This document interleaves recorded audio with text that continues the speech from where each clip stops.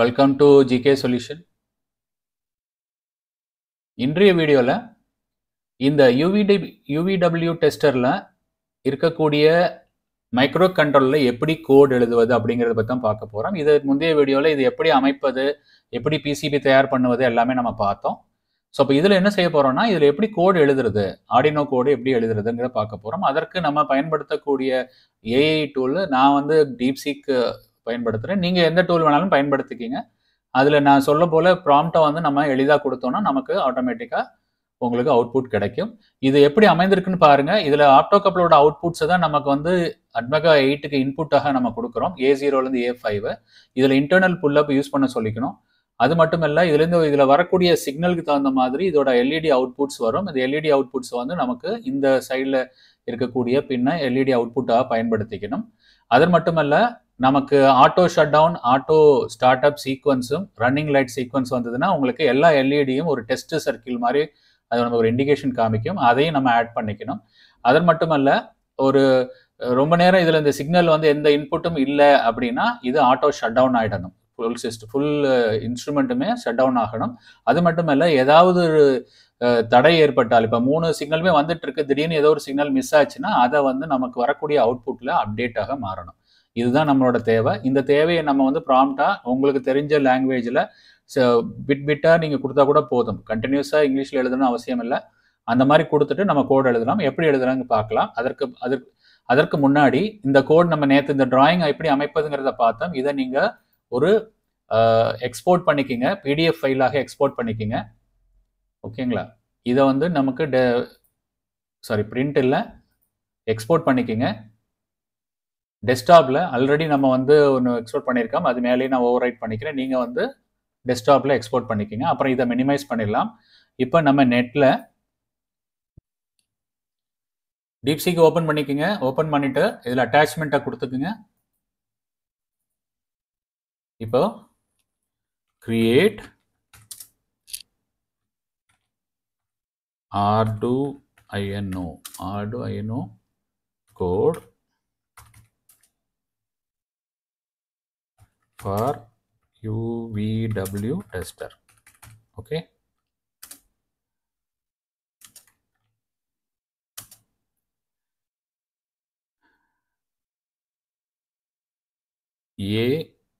A0 to A5 input pins. Input pins should have internal pull-up. Okay, first condition. A0 to A5 input pin should have internal pull-ups. Okay. Startup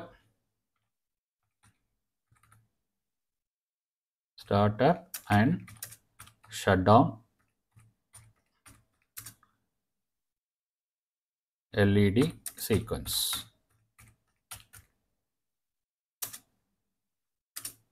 Okay. அடுத்தது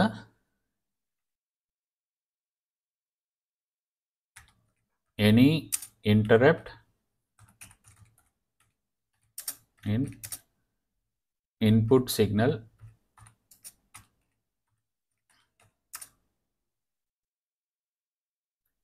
should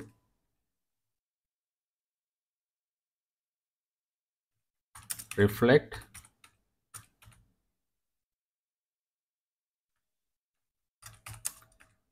on outputs.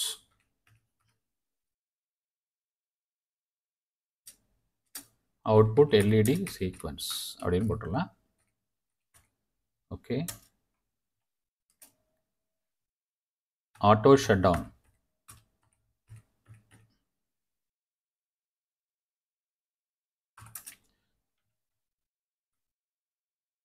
Auto shutdown if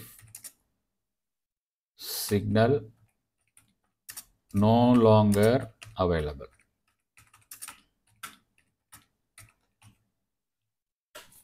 No longer available. கொஞ்சம் correct பண்ணிக்கலாம். அதெல்லாம்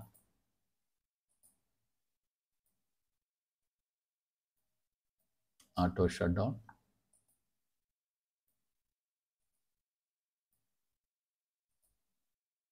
ஓகேங்க. இன்னொரு தடவை பார்த்துக்கலாம் prompt எப்படி இருக்குன்னு. Create Arduino code for UVW tester. A0 to A5 input pin should have internal pull-up, startup and shutdown LED sequence. Any interrupt in input signal should reflect on output LED sequence. ஓகேங்களா? Auto shutdown if signal no longer available. If input signal no longer available. வேற எதுவும் தேவைன்னா நீங்க add பண்ணிக்கங்க. இது எப்படி கோடு வருதுங்கிறத பார்க்கலாம். ஏன்னா ஒரே ப்ராம்ப்ட்ல உங்களுக்கு கிடைச்சிராது. நீங்க கொஞ்சம் கொஞ்சமா அந்த கோடை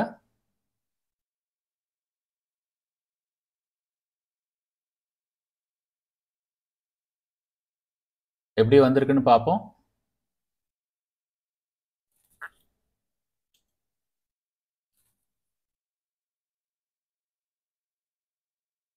ரொம்ப டீப்பாக கோடை அண்டர்ஸ்டாண்ட் பண்ண அவசியம் இல்லை. ஒரு செக்ஷனும் எதற்காகன்னு அங்கேயே அவங்க வந்து டீட்டெயில் எழுதியிருக்கிறாங்க. அதை மட்டும் நம்ம பார்த்துட்டா போதும். நம்ம தேவைக்கு ஏற்ப அதை சிறிது மாற்றங்கள் நம்ம செஞ்சுக்கலாம். இதில் என்னென்ன ஃபீச்சர்ஸ் வந்திருக்குங்கிறத கொடுத்துருக்காங்க. இதான் முக்கியம். இதை பாருங்க. இன்டர்னல் புல்அப் கம்ப்ளீட்டாக முடியட்டும், அதுக்கப்புறம் நம்ம பார்க்கலாம். ஓகே, இதில் என்ன பண்ணியிருக்காங்க பாருங்க. Internal pull-up A0 to A5 வந்து இன்டர்னல் புல்அப் வந்துருச்சு. Start up sequence, visual start up sequence when light tips output in sequence. Interrupt handling அதையும் கொடுத்துருக்குறாங்க. எனி சேஞ்சஸ் இருந்துச்சுன்னா உடனே இது வந்து ரியல் டைம் ரெஸ்பான்ஸ் அதையும் கொடுத்துருக்குறாங்க. எனி சேஞ்சஸ் இந்த இன்புட் சிக்னல் ரிஃப்ளெக்ட்ஸ் இந்த output. Okay, auto shut down கொடுத்துருக்குறாங்க. 5 செகண்ட்ஸுக்கு மேலே எந்த சிக்னலும் இல்லைன்னா ஷட் டவுன் ஆகிடும், சீக்வன்ஸ் வந்து ஷட் டவுன் ஆகணும்னு கொடுத்துருக்காங்க. ஸ்டேட்டஸ் LED பின் 13 கொடுத்துருக்குறாங்க. இஃப் அவைலபிள் வேணும்னா நம்ம இந்த 13 வந்து ஒரு பவர் அவுட்புட் எல்இடியாக நம்ம கன்சிடர் பண்ணிக்கலாம். ஆனால் நம்ம சர்க்யூட்டில் கொடுக்கல, நீங்கள் வேணும்னா அதை ஆட் ஆன் பண்ணிக்கோங்க. ஓகேங்க, இப்போ நம்ம என்ன பண்ணலாம்னா இந்த கோடை காப்பி பண்ணிக்குவோம். இந்த கோடை காப்பி பண்ணி இதை ஆர்டினோ ஐடியில் நம்ம ஆர்டினோ ஐடியில் ஒரு நியூ ஐடி ஸ்கெட்ச் ஓப்பன் பண்ணிக்கலாம்.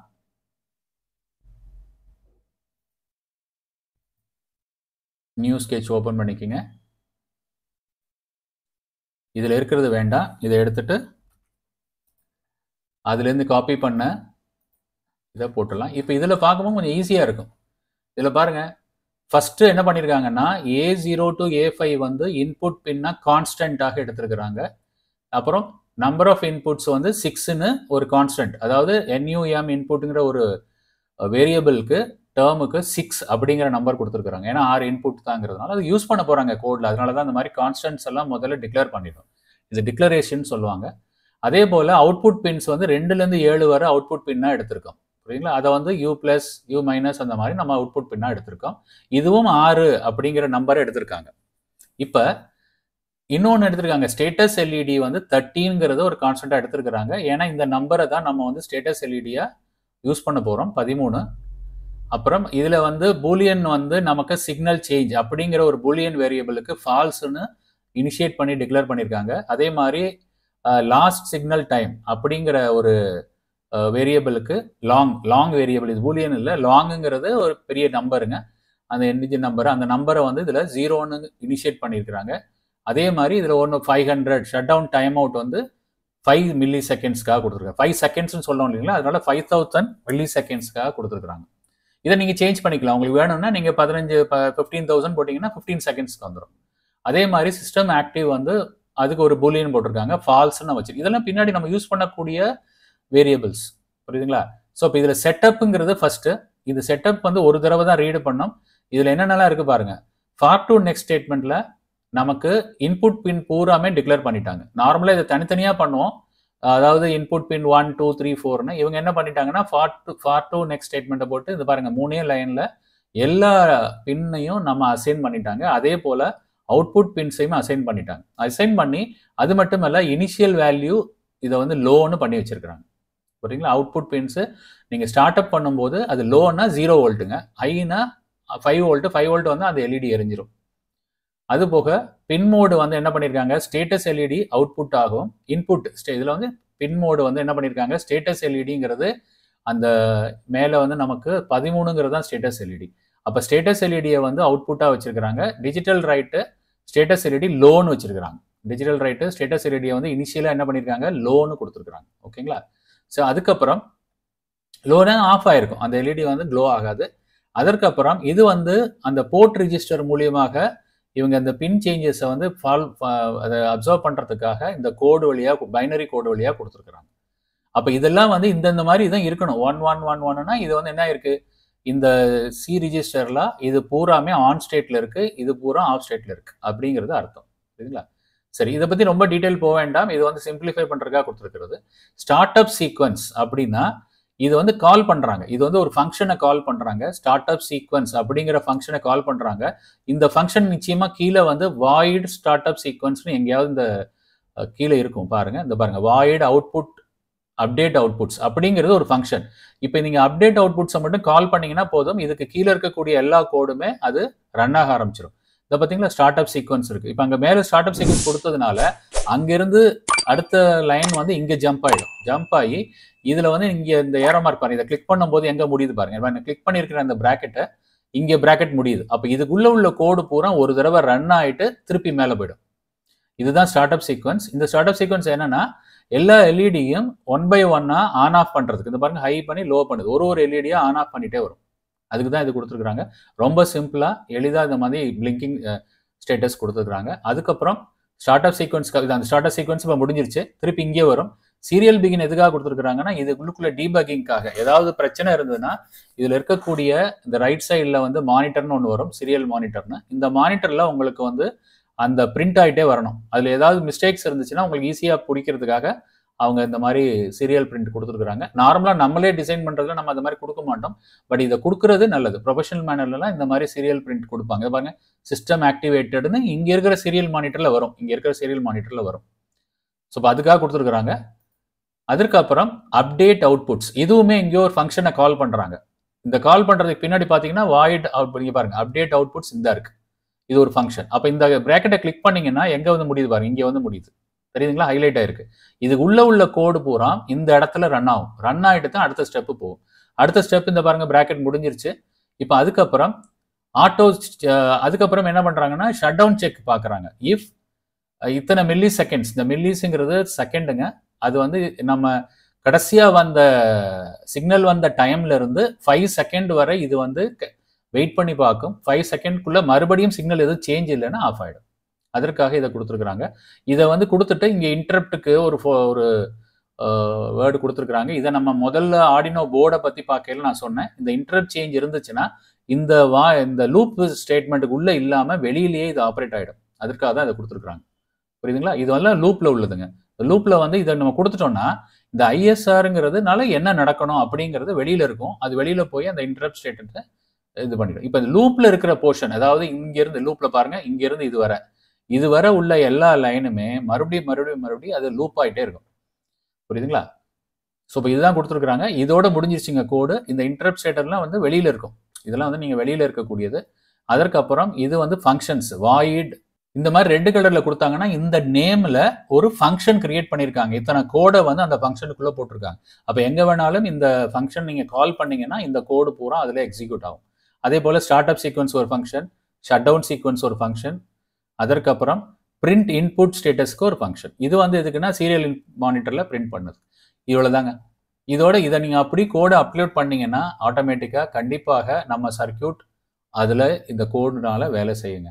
அதில் அப்படி ஏதாவது உங்களுக்கு பிரச்சனை இருந்ததுன்னா இந்த கோடை புரிஞ்சுட்டு எங்கே நீங்கள் மாறுதல் பண்ணலாங்கிறத நீங்கள் டீப்சீக்லேயே நீங்கள் கேட்டிங்கன்னா அதுவே உங்களுக்கு மாற்றி கொடுத்துரும், அந்த சிஸ்டத்தை மாற்றி கொடுத்துரும். ரொம்ப எளிதாக பண்ணியிருக்காங்க பார்த்தீங்க. இப்போ ரொம்ப எளிதாக நம்ம என்ன பண்ணிட்டோம்னா கோடு எடுத்தாச்சு. இந்த கோடு சரியா இருக்கான்னு பார்க்கறதுக்கு இதில் நான் சொன்னது போல வெரிஃபை பண்ணி பார்த்துக்கலாம். இதில் போர்டு செலக்ட் ஆகலை, அதனால வரல. போர்டு கனெக்ட் பண்ணி பார்த்தீங்கன்னா கரெக்டாக இருக்கும். புரியுதுங்களா? ஸோ இப்போ கண்டிப்பாக இந்த வீடியோவில் வந்து உங்களுக்கு ஒரு ஐடியா கிடைச்சிருக்கும்.